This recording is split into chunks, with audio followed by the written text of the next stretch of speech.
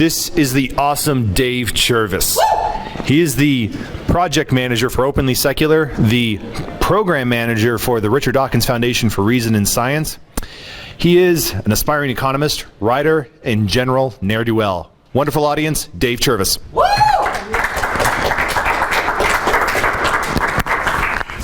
Thanks, everybody. So, yes, I am the project manager for Openly Secular, and I work for the Richard Dawkins Foundation. I am also the outgoing president and the founder of Secular Panthers, which is the SSA affiliate at Georgia State University.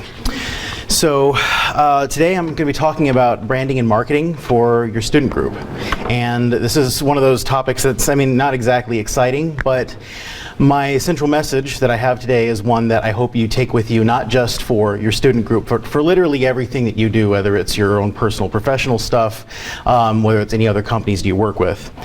And today my message is, you are a product. In this context, you means your student group, but in general, whenever you're trying to get somebody to do something that has to do with you or something that you're doing, you are a product that you are selling to other people. This is kind of a weird mindset for a lot of us because people often say, okay, well, I have something awesome, people should just know about that. But all this presentation is about how you actually make that connection with other people and get them to buy what you're selling. The basic problem that we face is that people want things in general, and your group obviously provides some of those things. Groups can provide anything, social support, conversations. A lot of people like to do activist work, and there are a lot of really awesome activist groups out there. Debates, other activities, and then also, this is something that my student organizations director at my school stressed on me, food actually brings people into your groups a lot. People love free food. So people want things, clearly, but people also have limited time. So your group has all these things that they provide, but your group is competing with things like television and sports. Since you're at a school, supposedly you're competing with studying time. There's also physical activity, because for some strange reason people like to work out. And then there's video games. Also food, but food that you don't provide, food other people provide. So really, when it comes down to it, the problem that you're facing, the problem that you have to solve, is how do you convince somebody to spend their limited time on the stuff you have to offer? How do you convince people to go to your meetings instead of going to all these other things? So the solution that you have is branding and marketing. Now, branding and marketing are very complex topics, and they're something that people go to business school to learn the ins and outs of these things. They can be complicated, but I'm going to break this down into basically what branding is you are going to take your group and you're going to define what it is that your group does. You're going to probably establish a visual identity, maybe a logo, can be something as simple as the font that you put in there. Secular Student Alliance has their logos that they provide. Secular Panthers, we had our own that we designed. You're probably also going to come up with a mission statement for your group, something that your group puts together to say, this is what we do. The marketing is where you're taking your group and you're saying, all right, how do I communicate to other people that are not already secular or they're not already invested in our mission? How do we communicate to them what it is that we do? It's also finding other people to join your group, and it's making a case for your group to, I'm sure your schools have organization fairs and you all have tables. When you're at that table and you're trying to attract people to your table, that's marketing. That's reaching out to people and telling them, my group matters to you because.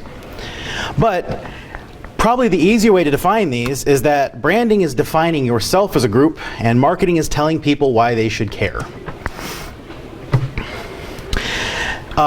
There are a lot of really great brands that are out there, a lot of really great stories about this, but I'm going to go to the single most successful branding operation in the history of the world, other than the Walt Disney Corporation. And I'm going to ask you, what does Coca-Cola sell? Happiness. Okay, I like both of these answers because the first answer is yes, sugar water. These are just some of the varieties that they sell. And you can look at the aspects, the properties of the physical product, right? It's colored a certain way. It's carbonated, sweet, effervescent. People like it. It refreshes. The pause that refreshes was a fun, slogan that they had. So are they selling sugar water, or when they are actually going out in the marketplace and like putting TV ads out or putting ads in the paper? They're selling an emotion sometimes. That the whole open happiness campaign that was like the big thing they've been doing for the past, I think, 3 or 4 years. Open happiness. You're selling Coke. It's happy, right? There are ads. This one's a rather famous one. It's a sense of belonging. So, you know, this red, white, and you, it's kind of evoking patriotism. It's kind of making people like, if I drink Coke, I'm going to be part of a, you know, the American movement, right? In the 80s and 90s especially, there was this whole selling of Coke as a sensation for people. So, you know, when you drink Coca-Cola, the feel that it has in your mouth and like how you feel, it's there. And then there is the ubiquitous, and I feel it's both brilliant and kind of disgusting in a way. Like they're selling togetherness and love and family and Christmas, and like this is like Coke is all of these, like your family won't be a family unless you have Coke, right? These polar bears. I mean, it's, like I say, it's brilliant, but it's brazen. It's great. So the bottom line for all this is that Coca-Cola's product, and your product as well by extension, because this is the same for whoever's doing it, it's complicated. Right? There's the actual thing that you're selling, which is time with your group, you know, or in the case of Coca-Cola, the actual product. But then there's the way that impacts the actual, I mean, I'll call it a conversation that you're having with your members or with people outside. How your group and how what you do impacts other people. Because without that second part, you're just a product existing completely in isolation. So for the going back to my message of your product, what exactly are you selling in your group? Every group is different. Every group has a different focus. Some campuses, your secular student group is kind of a social club for secular students to meet up. You don't do a lot of stuff. That was kind of sort of what my group was all about. I mean, in the Bible Belt, a lot of our people came to our meetings just because we were the only atheists that they knew that they could actually, you know, relate to. Other groups do debates and nothing but debates. Other groups like to do nothing but social work and service work. So this isn't like a one-size-fits-all kind of thing, but I'm going to give you 4 different examples of kinds of groups and then talk about your branding of them versus your marketing of them. For something like a social club, the things that you're providing, your branding, right? You have a group of students that think like you, or that at least think differently than the rest of the people around you, you know. Fun activities, you know, maybe a game night or 2. These are all the kinds of things that you're selling, like when you're advertising on your flyer. Also food, yeah. Your marketing. You're going to say things like, you're not alone, right? I mean, one of our most famous, one of our best responses that we ever got to anything that we sold was we had a flyer that said, atheist, agnostic, non-believer, you're not alone, right? And that took up probably about 1/3 to 1/2 of the page of what we were, of our flyer. It was huge. People could read it from a long ways away. It's great. If you're talking about activities that people are doing, are you bored on a Wednesday night, right? Because all of our meetings were every Wednesday night. So you're looking for something to do. Do you want to go and hang out with people that think like you? And then, of course, free food is the easiest thing to market. You put that in your flyer, people will come like nothing. But still, that's one of the few cases where your branding is your marketing. For something that's more like a discussion group, you know, your branding is going to be something more like, okay, people come to your group to discuss this stuff, so they're going to be intellectually stimulated. You know, they might want to learn new things, because a lot of groups will have a different speaker every week. And then there are going to be the ones that are more militant, like, hey, we're the group that's, you know, we're free thinkers. We think about stuff, right? But again, you have to sell that to somebody. It's not just good enough to say that we're a free thought group that thinks freely, right? What you have to do is you have to say something like, hey, are you looking for thought-provoking discussions that are going to bend your mind to something new? Free your mind. Learn something new that you hadn't really learned before. Don't be constrained by dogma. Like if you're at a religious university or a really heavily religious campus, something like that, you know, that'll work great. Might also stimulate some controversy with the administration. Start kind of, you know, I mean, these are things to think about. For a group that's kind of more oriented towards service projects, Your branding might be something along the lines of, helping people, or, we're doing this because we want to show that people can be good without God. We want to fight the stereotypes of atheists. You might want to do a voter registration drive and say, yeah, we're going to help kind of promote civic engagement on all this stuff. But what you actually do to sell that to people, to market it, we're making the world a better place. These are higher, loftier things. You're appealing to people's desires to do better for themselves. You're not just saying this is something that exists. Again, at all times, you are thinking you are a product. So you have to sell it to somebody and convince them that they want to buy what you have to sell. There are also groups that are kind of activist groups. These are kind of bigger in the South, clearly, because this is kind of where we have fights to fight. But again, in your branding, the things that your group does, you're going to fight a hostile administration or hostile environment. There may be a problem on your campus. You might have somebody who's spouting religious dogma in the classroom, something along those lines. If there's preachers, these are actually really easy to go after, because one of the experiences that we had is that everybody hates street preachers, right? Everybody hates, even the religious students hate the street preachers because, they're jerks, right? So what you do is, if you're confronting your hostile administration, you say, we're fighting for our rights. You're trying to bring people into your group and fighting for our rights. It's you're being inclusive with that statement. If you're raising awareness, making our voices heard, because there's nothing that somebody likes better than feeling like somebody's fighting for them, that's speaking up for them. And for the street preachers, honestly, all you have to do is say, we're fighting the street preachers. You guys hate the street preachers as much as we do. Please join us in this fight. It's great.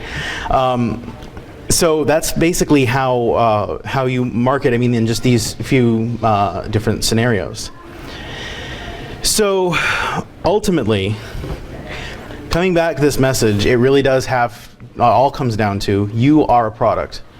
Both you personally and your student group are products. So it's up to you to figure out what it is that you do, which a lot of groups don't even define very well, A lot of groups, they say, oh, well, we're the secular group, we're the atheist group. It should be obvious that people want to join. But for people who may not necessarily have that identity as an atheist yet, or they may be questioning or something, you have to kind of gently encourage them to join you. You can't just say, we're here and you're going to join us and like it. If you define yourself well, and more importantly, if you convince other people to care about how you've defined yourself and what it is that you do, you will capture the market of the people who want to join your organization. So that's the prepared part of this. I have time for questions if people want. This is my contact info. If you want, this is also a little bit of info about me. But if people have questions, I was originally hoping to have more time to do this as a workshop kind of thing. So if people want to throw ideas at me, I would love to hear and help. Yeah, in the back. What is the nature of your work at the Richard Dawkins Foundation? The Richard Dawkins Foundation for Reason and Science, we fight to promote rationality and scientific discourse within the culture. We're kind of trying to change the culture to be one that respects science and reason over tribalism and religion, that kind of thing. So my position within there, I'm the program manager, so I kind of run a lot of the specific programs they do. Yeah. So, if you're talking about defining your mission statement, your purpose, do you think it's better to focus on a single one of these groups you were talking about? I feel like part of our problem was, as a group, that we were service and activism. So, I feel like we should incorporate those things, but then I'm wondering if that just makes it too diffuse. Okay. Clear what our purpose of our organization is. So the question is, if there is, if your organization has people that want to do different kinds of things, so some people want to be activists, some people want to do discussions, when you're defining your statement and kind of focusing your purpose, should you incorporate all this stuff or does it make it too diffuse? Well, the answer that I have to that is your organization kind of exists for the people that are in it, so you need to let the people that are in it define for you what it is that your group's going to do. So in a lot of cases, if your group wants to do both discussions and activism and things like that, try and encourage both of those identities, and there's no reason why in your marketing you have to concentrate on everything, right? You can have marketing that focuses on the service part that you do, and you can have separate marketing that concentrates on like the social or discussion part of what you do. So yeah, absolutely you can target your market, but your group itself is something that is kind of based entirely on the people that are in it and what they want to do. So, you know, encourage that as much as you can. Does that answer your question? Yeah. Okay. More questions? Other questions? Yes. When you were starting up Secular Panthers, what kind of direction did you go in terms of those different types of groups that you were talking about? In my time with Secular Panthers, we were almost entirely a social group. And the reason is because I started it because I really did literally want to meet other atheists and have a place to be atheist on campus, right? But when we were, you know, kind of focusing on it, there were a few people that really wanted to be activists, but on our campus, our administration loved us. We didn't have any problem really other than street preachers that everybody hated. So we basically didn't have anything to fight, so there was nothing to be activist about. The one time we ever had any kind of problem was there was one person in one of the daycares that was provided by the university where one of the daycare rooms had like faith-based messaging on the walls. One of our members was a security guard, and they brought it to me, and I took it to the administration. The next contact I had from the administration after I sent them an email was I got a call from the woman who ran the child development centers, and she said, "I am so sorry that this happened. I have retrained them. I didn't even have to talk to them other than that email," and they took it down. So we didn't need activist stuff. We didn't really need and none of us were really interested in like debate, right? So ours ended up being a social group, and so our messaging always pretty much focused on, you know, you're not alone on campus, come to our meetings. And it was great because where we are in Atlanta, it's in the, you know, it's an urban area, but it's surrounded by all these, you know, kind of backwoods places in a lot of ways. And people would come from the rural areas into the big city, and they'd have been alone at home, and now they weren't alone anymore. So it really kind of resonated on our campus. So essentially it's try to base your group direction on how active or inactive, like the environment of your campus? Well, I think that that's a really organic process, honestly, of coming up with what your group does, because the way that I always ran it is I had a limited amount of time to actually make things happen. So I would say if somebody came to me with an idea of like, we want to do this as a group, I would tell them, you make that happen and I'll promote it, you know? So if if there are a lot of people who feel strongly about something in the group, then encourage it by all means. But that really does respond to what the needs are of your people on your campus. And I think that can be very different depending on who it is. The same campus environment can spawn a debate club, and it can spawn a service project group. I mean, it just depends on who's there, what they want to do. And I would say at no point should you ever try and discourage somebody from engaging something just because it doesn't seem like it's in line. Try and find a way to make it fit. Yes? So your time as in charge of the Secular community, would you help us describe your relationship with the religious groups on campus, and do you have any recommendations? So that's so the question is what's... Climate can change from schools. Right. So the question is, how do you define the relationship between secular groups and religious groups on campus, essentially? That's very different depending on the location. You can have responses as varied as the religious groups coming to you to ask you questions and start interfaith organizations, to the religious groups wanting nothing to do with you and actively trying to sabotage your place on campus. You know, I say that's another. I would like to see every secular group, especially every SSA affiliate. I would love to see everybody be as inclusive as possible and try and reach out as much as possible. But of course, that's in reality that doesn't always work. So, yeah. More questions? Please throw them at me. I'm here. All right. Well, I think that's it. Thank you all for listening. It was kind of short. Yeah, one more question. Not in person. Not in person, but I have talked to him over Skype. Yeah. Thank you.